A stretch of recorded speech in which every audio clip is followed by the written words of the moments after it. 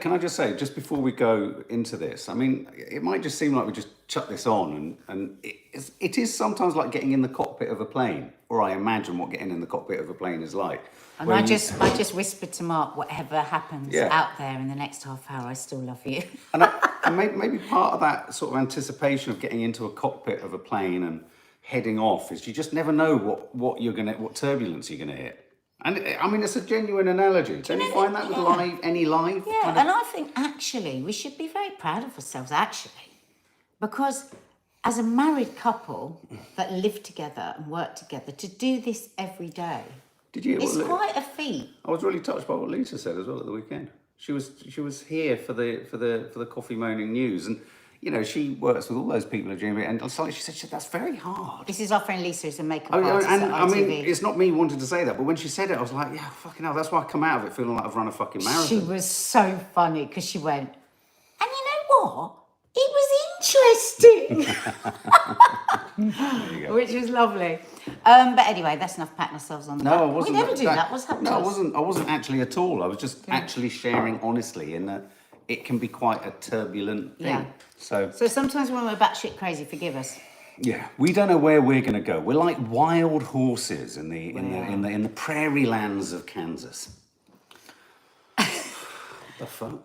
Oh. So where are we starting today? Well, first of all, I want to say we are going to be talking about this very interesting article that both of us read this morning about a theatre director that has spoken to 10,000 children about their attitudes to porn, and it's really interesting. But you know what? We're going to park it at the end of the programme, just because it's not for everybody. Hi, Lee. To hear about Darrent. Hi, hope you're well. Hi, Lee. So we're parking it at the end. Sorry, if you hear us saying hello or welcome to anyone who's listening, these are either people who've just become family guests on the YouTube channel, as Amanda has. Who was it? Let's have a look. It's Amanda Robinson. And we're saying hello to people on the live chat, if you've come here for that. Yeah, no, what Nadia says is really, really key. It's a fascinating article, actually, and I got lost in it because there's nothing, and we'll get to it, there's nothing more compelling than hearing from teenagers and kids. Directly from... And some really sophisticated observations. I would have, do you know what? I would have loved to have gone with that director to some of those classrooms and listen. I would have just been fascinated. Anyway, we'll talk about that later. Okay. So, the first thing I want to talk about is the heat wave. We can't escape the weather. And let's face it, what do we, us Brits, like to talk about? Nothing more than the weather. do you mind if we get a cushion for me? Because I'm literally, I look like I'm a chin. Get a cushion, babe. Thanks. Do it. Go on, carry on. You're more than a chin. To me, you're more than a chin. Much more than a chin, actually. In fact, I don't ever look at... All right, okay. A chin is great. I nearly said something so awful I had to literally steer myself like the Titanic didn't away from an iceberg. Right, come on then. And we know what the iceberg was. Right, stop it now. I can't help myself. Oh no! Before we get into the heat wave, I just wanted to share this. We're just in the process across the house in changing rooms. I've been decorating. Building IKEA flat packs. All sorts of stuff is happening. Nadia would argue at a snail's pace, but it is happening. But some of the things that are happening in this household at the moment are causing a little bit of upset for me. Yeah. Things are being cleared out. I keep going upstairs. Every time I go upstairs, there's a bag of something with stuff in it. And the girls will say to me, Mum, I do love this and I loved it, but I've got nowhere to put it. And I'm like, yeah, because just, Dad.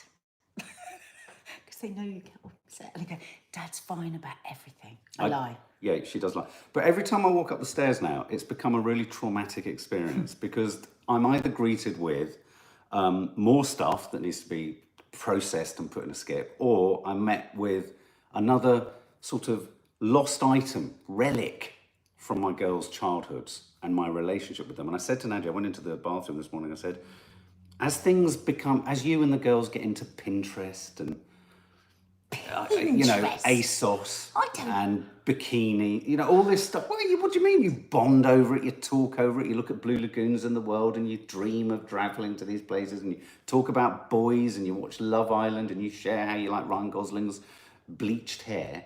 I sit there thinking, I used to talk to girls about comics. And so I found this little pile of comics just placed. She said, Daddy, can you put them somewhere safe?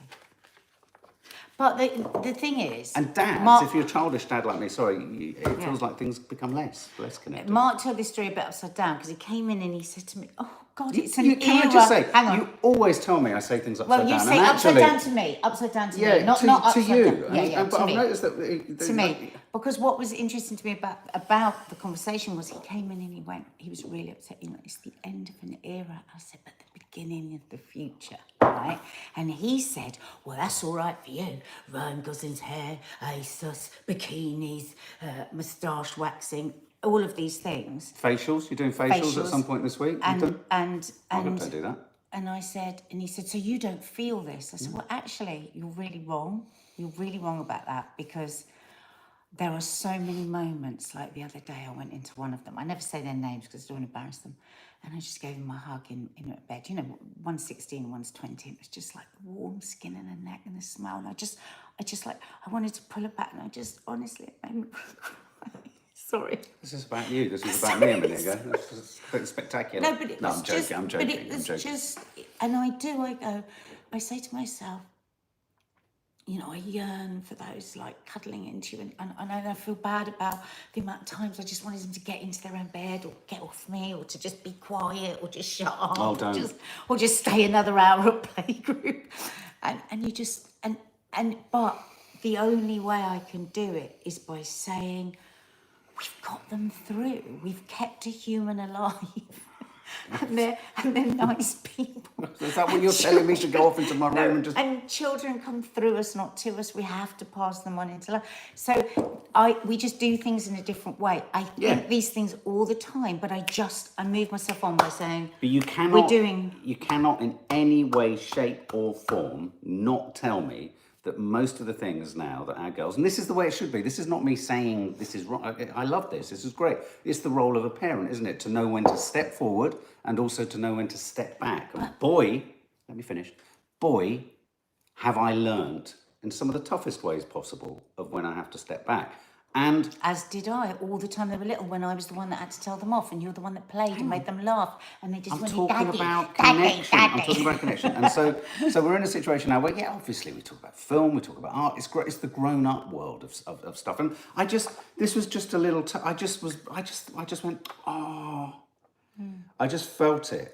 Yeah. Oh. But I suppose. And I felt it when we saw Barbie, which we'll talk about.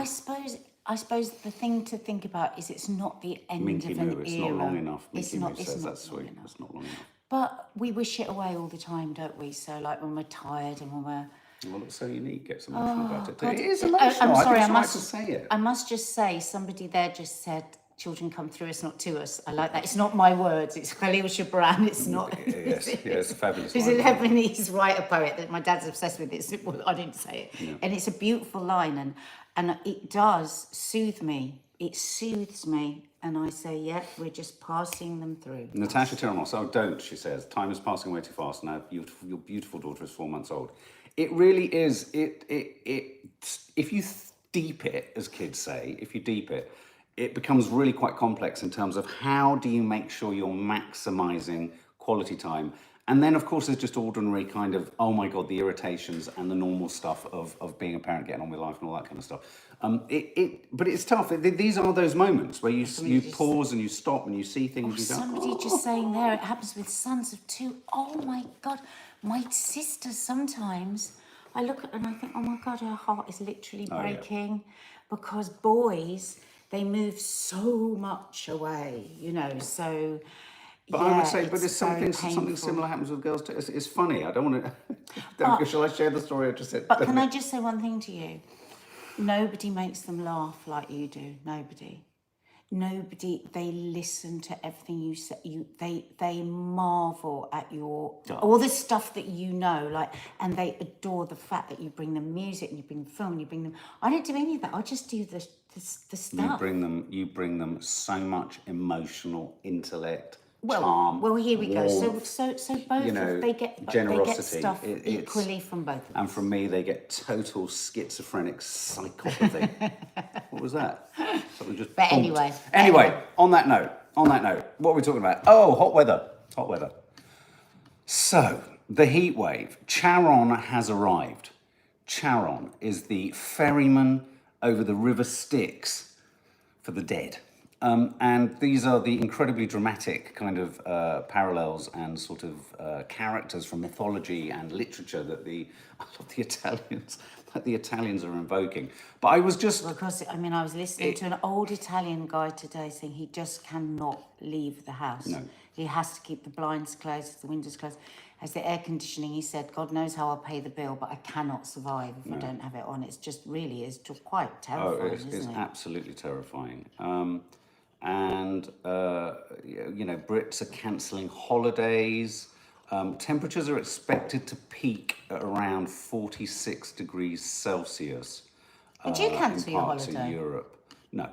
No, I think the vast majority of people won't. I think that, No. again, that's what, when I ask this question it's on more Coffee the Moaning, is elderly. the media kind of fanning the flames? I think the media are always looking for drama. I was talking to the girls last night about sensationalism and what the word means and all that kind of stuff, and how, it is about, of course things are dramatic and of course things are bad, and of course things look like they're going to get worse. But It's a really important conversation it's really to keep having important to with just your explain kids. that To sometimes, just say there's drama involved. yeah, and also like if you're looking at a street and there's lots of kind of vaguely interesting things happening, and then a great 10-ton weight crashes onto someone here, the news is obviously going to rush towards the 10-ton weight, but of course it's not interested by omission in all the thousands of other people on the street who won't touch at all. And so it's just that thing of, yes, these things are real, yes, these things are a problem, but I do think lots of people who have booked places shouldn't go into a complete tailspin of panic. But I do think you need to be careful. You need to be mindful. It's like every time we go away, isn't it? There's always this big drama, the airport, you're not going to be able to get through. We always talk about this here, don't we? And then we always do, so... Yeah, but, it's but the at European Space Agency that's saying that it's going to hit a peak of 48 degrees. Yeah. But one of the other things that I saw that they were doing in Europe is that in Italy, they are lifting trees. God, listen to this. They are lifting trees from parks. And when I say trees, we're not talking about bait, obviously, trees with enough of a canopy to cause shade. They're importing trees and they're planting them next to bus stops and things like that. Incredible. Wouldn't it be easier to just put up a corrugated That's iron exactly shade? what I thought. But it no. seems very theatrical. Well, it seems theatrical, and then I was thinking, well, but then you've got the workmen who have got to put up the shed in the heat, and then I was thinking, but then you've got the workmen. I think moving trees seems a lot more of a palaver than just putting up some sort of temporary shade. But we're forgetting as well, in America, I think it's really something like, is it a third of the population, America, are under some kind of heat wave warning at the moment? And apparently in some areas of both America and Europe, aircon is being used at such a high level, it's causing power cuts. And of course, people are so desperate to cool off. Elderly people across Europe are also being encouraged. I thought that there was something about this that was sort of strengely poetic, encouraged into churches, because they're finding churches are the only places that hold the cool. I always, when I'm away, I love walking. I remember, like all the, because we love going into a church, don't we, when we're away. I remember in Venice, we went into one, and Venice was so hot. Parma. I can literally remember the church. It's that strange when I have such a bad memory. But I've been into it, and that you step in and it's that cool and the calm. Oh, I love it. Rachel Mason, good question. And I thought exactly the same from a horticultural perspective. Would trees survive being moved in that heat?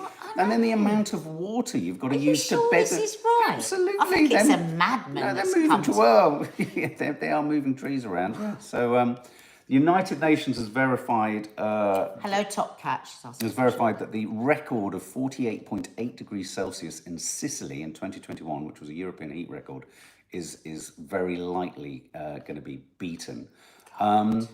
There's also, the flooding in Korea as well is also terrible too. Corrugated iron wouldn't be good, it'd be hot. Yeah. Probably fry an egg on it. And we were talking, yes, they're talking about Death Valley, Las Vegas. They're hitting all sorts of, of course, people at Death Valley, there's that big temperature gauge, isn't there? So people are, of course, rushing to get to the temperature gauge in Death Valley for potentially the hottest temperature ever recorded at the hottest place, potentially, on the planet. But then, of course, it's all about perspective, isn't it? Then someone rang in the radio yesterday from Abu Dhabi and said, what the hell are you all moaning about? This is standard for us. I've been in that heat in the Middle East. I've been in that heat when I did that trek in I've run an ultra marathon through Jordan. Oh my God. Flipping heck. Anyway, so spare a thought there. Do check the temperatures if you're heading away. Normal day in Dubai, absolutely. Okay, so this story is less a story, it's more a I suppose piece. everything in Dubai is set up. You're very rare that you're out of air conditioning, Yeah. isn't it? Like here when it's hot, it's just, there's nowhere for us to run to, is there? No. Hi, Jill Taylor. Quiet sub in Murcia, Spain. Hi. So we're going to do that one last. Oh, we're going to do that one last. Sorry. Yeah. Okay, let's talk about this one. This is very, very up your strata, isn't it, Naz? You found this. Oh, look, right, this is the quote that a wife has placed on a mum's net type kind of platform. I lost 8 stone, but my husband said he'd leave me if I didn't put it back on. Sharp intake of breath. What do you make of that, guys? So this is what the do you idea. think of This it? is the idea that he doesn't find. Well, at first I thought, well, why would he say that? He says he doesn't like women to be too thin. He said, I don't look like the same person. He likes more flesh in a woman, doesn't find me attractive anymore.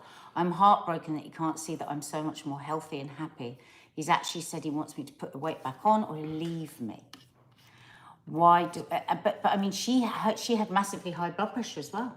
I know. So is he in him wanting her to be overweight? Jealous tosser, says Brenda M. I love that. Very straight to the point. Is he just wanting her to be ill? Well, If he loved her. First of all, because we don't know exactly what's gone on with this couple, there are lots of things that can happen with people when people lose weight. Like when people get well, like often when people that have addiction problems get well, the person that has been with them can actually find that very, very hard to adapt to, because there is often because the relationship has to change so much for that person to stay well. So in that context, I can understand how complicated it is. And to be fair, I think this is complicated for this guy as well. You know, if you find somebody very attractive and they completely change the way they look. So imagine that he didn't say it in a nasty way. Imagine if he said, you know, they've struggled on. I've just done that. What is wrong with my polls? So imagine that Sorry. it's not these people, but Yeah. somebody loses a lot of weight and then their relationship seems to start to disintegrate a bit. The person that's lost weight says, listen, I can feel something's changing. I can feel that, what is it? What's going on in our marriage? And they said, but you know what? I've really struggled with this. And I haven't known how to tell you this. But I've just got a real problem. I just found you so beautiful and so attractive the way that you were. And though I still love you, I just don't fancy you in the way that I did because I love bigger people. Because if you flip that the other way around and you've married somebody that's a size 8 and they become a size 20, and people would actually have more sympathy if the person said, I'm finding it really hard, I don't find you attractive anymore. The problem with something like this is you need to really, I mean, this is why you need to be in couples counselling. You need to really know the nuanced details of the relationship. Because someone just said there, he could be a really, what was it? He could be a pervert feeder. I mean, He could be a pervert feeder. Yeah, He could be control somebody freak. that wants complete control. Yeah. He could be jealous. He doesn't want He could anyone have- else to look at her. Yeah, and he could also have crushing low self-esteem, feel very unattractive himself. There's no suggestion of what his weight is. And sometimes, you know, you can find that couples can both reflect each other if they're a bit depressed or down or whatever. Do you know what I mean? So they might have come together, not based on them being overweight, but there might have been a connection forged between them that meant that they were both of a similar ilk. I mean, To play devil's advocate, right? What if you just don't fancy slimmer people? Is that a crime? What if you just don't fancy fatter not a people? crime. It's not a crime. What if I put on 15 stone and that's, you've never been out with somebody that big and you just don't fancy that? I mean, different folks, different times. Well, what about this as a possible other detail? It can be a challenge. I mean, you were sort of talking about it in terms of addiction, but it can be a challenge if one half of a couple changes. becomes really fit and the other one doesn't, because all that person who gets fit, I mean, I sometimes feel it around you and food. It's like that person's such a paragon of virtue and kind of, you know, they achieve this and they do that and they're so, I look at it and I go, don't even know where to start. So I give up and I actually then throw myself under the bus and I'll binge on something, or I just won't even bother. And so maybe her doing this has thrown a spotlight on his lifestyle and his issues and all the problems that he's going through. But going back to the reason I thought this was really, really interesting when you said it was, I can't come down on either side. I can't make a definitive decision on this. Because you can have sympathy for both. First and foremost, it's absolutely necessary that she did what she did. Because you're talking about the possibility of a stroke, a heart attack. You've got very high blood pressure. There's no argument here. She has to lose that weight if she wants to live a healthy life. And I'm sure if a partner loves their partner, they want them to live a healthy life. But what happens if it just comes down to the fact that you don't find somebody thin attractive? You know, can we really have full It's got to be judgment about love, on though. that? But where I think this story starts to when does fall... unconditional love really kick in? When you say, I will love you no matter what. Yeah. You know, well, I think there comes a point, though. There has to come a point where, regardless, I think there comes a point in any relationship where there's the attraction, and that attraction maintains itself, and it's about the couple, you know, obviously investing in that attraction and being attracted to each other and all that kind of stuff, and making them still attractive and all that kind of stuff. But presumably, like Lee Durant, so many people here are saying, it's got to at some point become love. I mean, you know, if you love someone and you want the best for them, there's a difference between him loving her, surely, and him finding her lustily and physically attractive. And yeah, that's a problem in any relationship. Devil's advocate, I'm trying to look at all sides of the argument. Jackie, and the really thing knows is, the person within. she has worked incredibly hard to do this. And it just breaks my heart that she would have somebody turn around and say, I'll leave you. I mean, just how awful is that? But if you, like, say for instance, you were constantly sat on that sofa, smoking, eating shit, not shaving, not washing. Shut up. Would I be expected to still fancy you and love you unconditionally? I would not. I would love you, but I wouldn't fancy you. But it's hard with this one because she's done something that's so positive, but it's still changed. She's still changed the way she looks. So it's a tricky... But it's my interesting. instant reaction was, what a bastard, what a jealous, controlling... You know, that was my instant reaction. But then I just tried to put myself in... But it's very tricky because there are so many different places. aspects. I know you always talk about the shaving, but for example, wearing really slobby kind of slacks or kind of... what they're called, you know, not gym wear, what they're called, sort of, you know, just really baggy, horrible. I mean, you could at any point drop, it's about perspective, it's about where you're at a particular time in the day.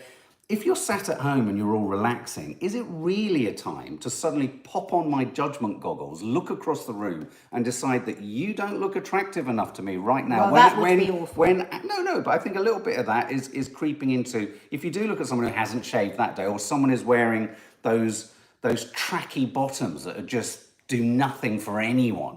But that person is comfortable. They're in a place where they don't want to have to attend to that today. They're in a relationship, but they don't want to have to be on point and they don't have to be on show. I think that's all right. I think. Yes, let me just finish the point because I haven't finished it yet.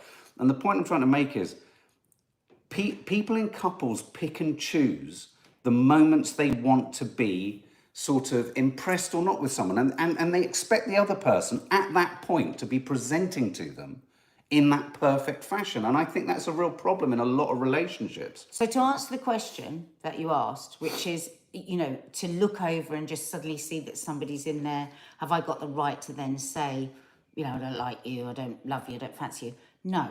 Because you absolutely have to have times, and we joke about your shaving, most of the time you shave. You know, and you told me about the jogging trousers that you hated, and I don't wear them anymore.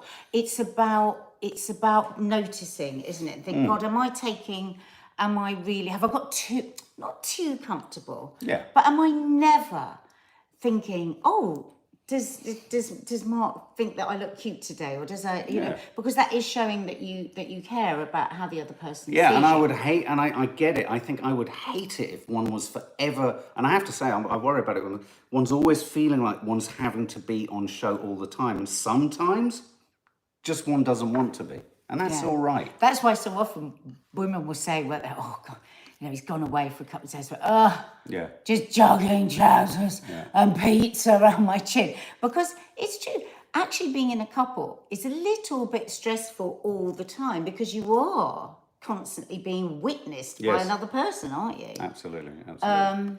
Okay. But you know, you never change yourself physically without something going on mentally at the same time. And if I was his friend, I would say, is it really just the weight? Or is there something that's frightening you about the way she's thinking and looking at life? And, you know, because jealousies come in. Jenny J, my husband doesn't have good dress sense and it's off-putting. Dragged him to the shops to look better, he looked handsome again.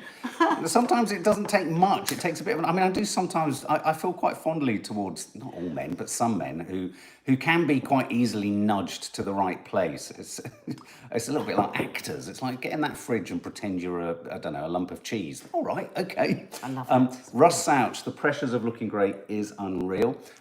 Minky Moo, when you live with your partner, they become like your family, and all we know how we relate, and we all know how we relate to our family.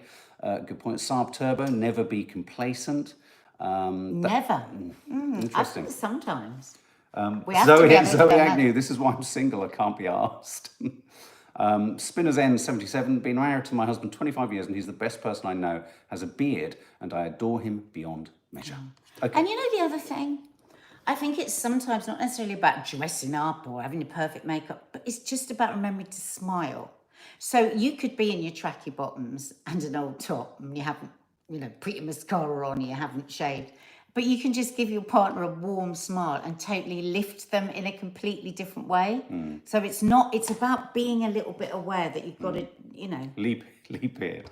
Happy birthday again, mate. Happy birthday. I'm always on show, but I've got no one to notice it. That's not Are true. you fucking kidding? That's not true. Oh my God. He sachets around around ITV like everyone else just pales into insignificance.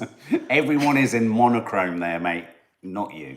You know, Okay. it really is like that. When he comes in, I'm like, oh, thank God I can hear him coming all the way down the corridor. I'm like, oh, Lee's here. Okay, we saw the Barbie film last night. We're not allowed to review it. Not allowed to say talk about it anything, until but- midnight tonight. Yeah, there is an embargo. Yeah, so at 12:01, because we review. are restricted until then. Yeah, 12:01 tomorrow morning. tomorrow morning. Tonight. It will It will come out. land. But this is a piece here which I thought was kind of intriguing because we hear a lot about women dyeing their hair, should they go grey, all this kind of stuff. I've expressed incredibly contentious opinions on that, didn't I, about grey hair? I seem to remember at some point.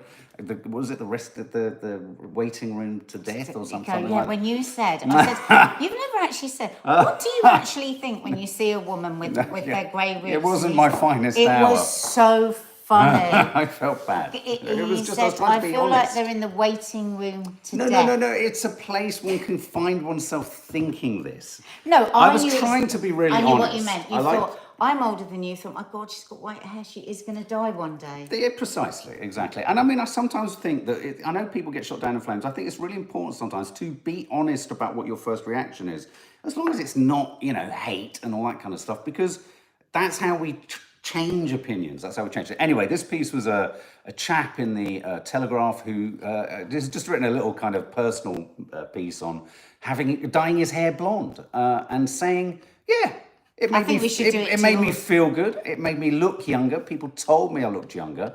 But he did quote, and I thought this was interesting. The chap's gay, and he quoted RuPaul's Drag Race alumnus Bob the Drag Queen, who tweeted this apparently at some point. If a gay guy bleaches his hair, check on him. He's going through something tough.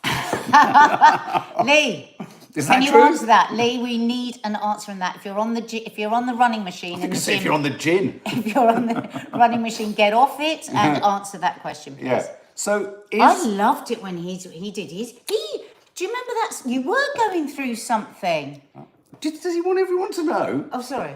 No, it was the pandemic. I see. It was his first time in Right, Soho, okay. and he got a tan, and he kept tripping over because he kept not being able to stop looking at himself. Okay, I'm going to ask this question because he looked so cool. Oh, bless. And then he got COVID again, and he had to stay in.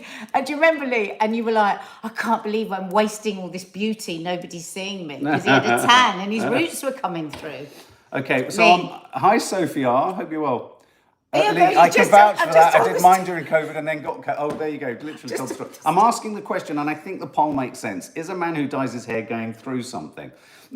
I remember oh my God, when my dad my dad has the most beautiful white hair. He has the dream Sensational aging. He hair. is so fucking gorgeous, my dad. He's like, he always looks tanned in his hair, and he's very frail at the moment, but he's like, still looks amazing, doesn't he?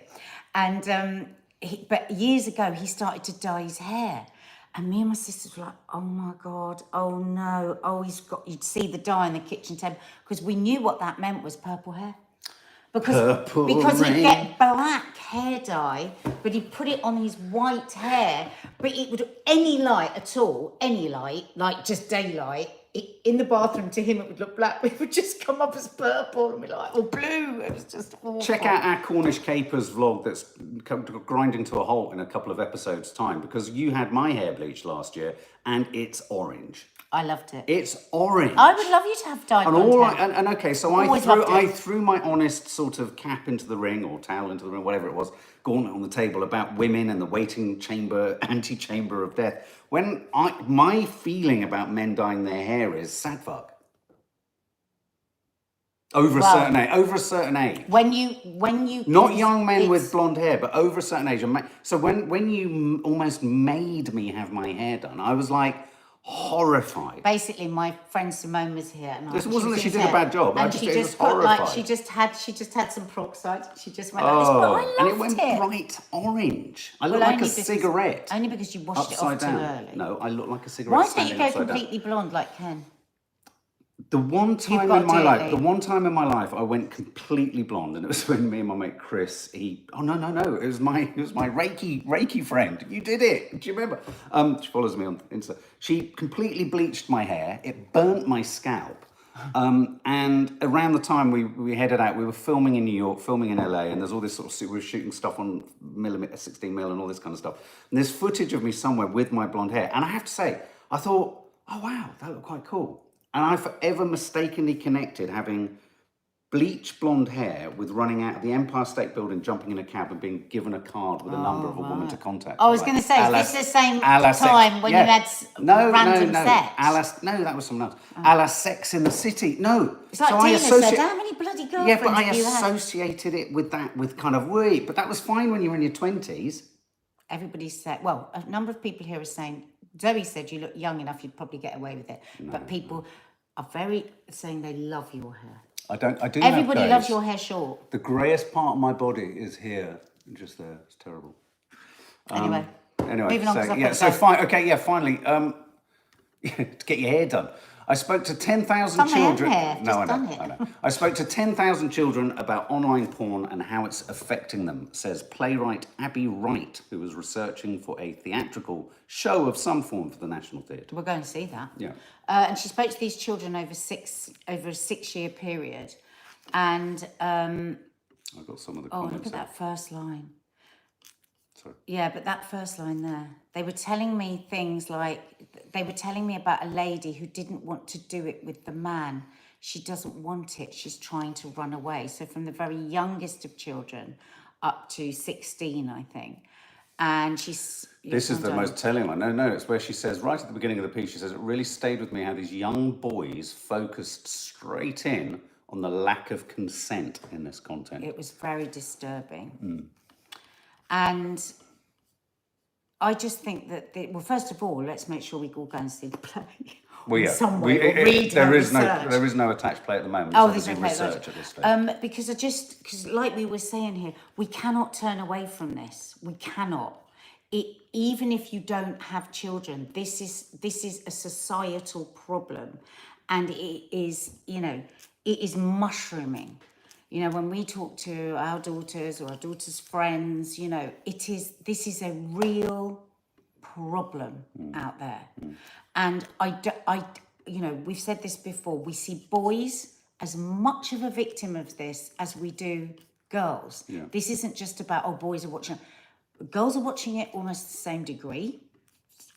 So they say, because it it pops up you ram somebody's house, it's just available. Well, apparently all the older time. siblings is a huge cause. Of Older lots of kids siblings, there's a seeing. lot of older siblings. Oh my God, I heard Can I some just share this thousands. statistic with you, which really is stark? In 2020, the 4 largest online pornography sites, Pornhub, Xvideos, Xhamster, XNXX, received a combined 11 billion visits a month, which was more than the number of monthly visits to Amazon, LinkedIn, Netflix, Zoom, and eBay combined. Combined. That is the most extraordinary stat. Extraordinary statistic.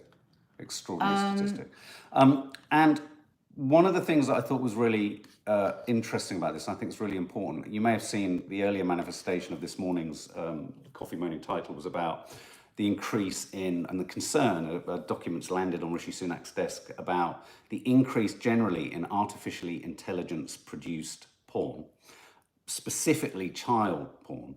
And if people sort of think, oh, okay, well, it's AI, so it's not actually happening to people. No.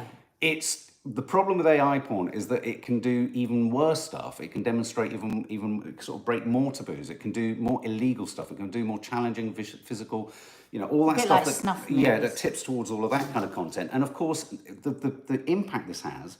Okay, there might not have been people filmed to do that necessarily, but sometimes it is about actually augmenting reality around people too. So stuff has been shot. Is the idea that it just desensitizes on a whole new level. And I think what was interesting about this was that there were a few observations in her chats with these kids where there were some really, I thought, weirdly tender observations, like this one. 15-year-old boy. Do you want to read that one? Whenever porn is discussed, everything is negative, but there may be an act happening in the video where it can make you feel less alone. Heartbreaking. Wow. 17-year-old girl said, I'm bisexual and found that out through watching porn. While a 16-year-old boy said, I'm gay, and I remember the first time I allowed myself to watch the ones I wanted to watch instead of the women. It was like a massive relief. It felt amazing. And, this is very like, when the discussion around how you should talk to young people about drugs. And you shouldn't, many, organisations say, to just say drugs are all bad and it's all awful and it doesn't serve you well, because if then a child grows up and sees people having a really fantastic time and not dropping dead the first time they have a drug, they then don't trust what you've said. So maybe it's the same kind of thing. Porn, the conversation has some good. Porn could make you feel all sorts of things. You might be feeling lonely. You might be feeling confused about your sexuality. And you could fall into a trap of seeing pornography as an answer to, these feelings that you're going through. And I don't think we've ever had that kind of a conversation, actually, when we've spoken to our kids. It is always skewed more to the dangers of it. This is a really, absolutely. This is a really interesting point. Some of the kids actually talk about how actually sex education and what they learn in school is so insufficient. And this is where there does need to be quite a sort of, brave, bold, kind of, sort of pulling up one's kind of trousers and kind of going, right, we need to get real with this subject, because youngsters, the part of their life. No pun intended, but the pussyfooting around this kind of topic in class and doing it in this way and that way and not touching upon, like a lot of gay kids were saying, just don't touch upon gay sex. Heard about vaginal penetration, but nothing about anything else.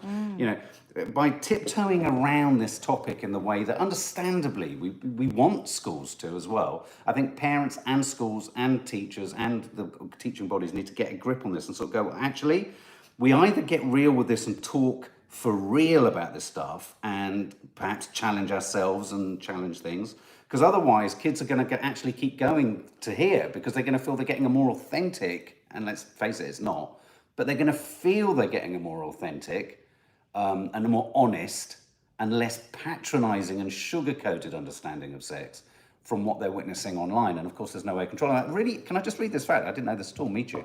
PayPal was originally invented to service the porn industry. You're joking. Porn has always been the largest commercial aspect of the internet, which I think answers your question, Faith Goodman, of how can tech companies find and cancel COVID word but not porn words or references? Because if it's that much traffic, if there's that much traffic passing through, those websites, that is why. It would be churlish, wouldn't it, of all the tech providers to block it, unfortunately. So I just think it's just interesting that. But what I tell you, what was also interesting is even though you've got kids saying things like, I went down a rabbit hole. Yeah, that was Yeah. a case that really stuck with this woman. She says was a 12-year-old boy who told me that porn was easier than a real woman because you don't have to leave the house.